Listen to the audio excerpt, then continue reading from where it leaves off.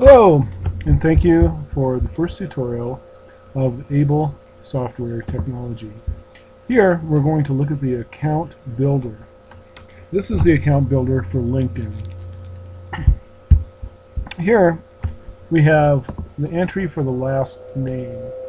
For many reasons you need to set the last name for each account that is the same.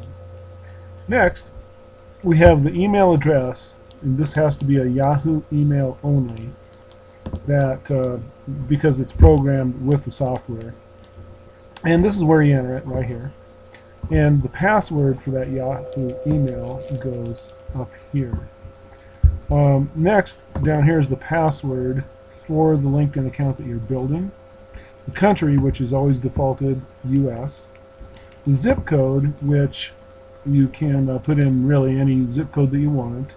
I use one that's somewhat local to me because of the IP address that I'm using.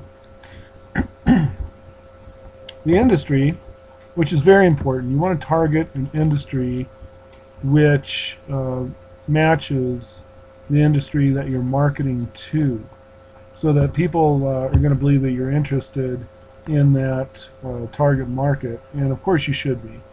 So if you're, for instance, going to be targeting alternative medicine, then you would select alternative medicine. Job title, which we will expand upon in a later version, you can just default as developer.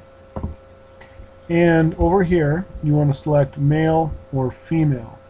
Now, what's going to happen from the male or female is, if you select male, for instance, it's going to upload a male photo for the account, and it's going to put in a first name that is a male first name. Here is the proxy selection. If you're using a proxy, you would select from your selection of proxies, which would normally be in the settings here. Other than that, you just simply hit start, and this graph here will move across, and in between 30 to 45 seconds you will have a new LinkedIn account.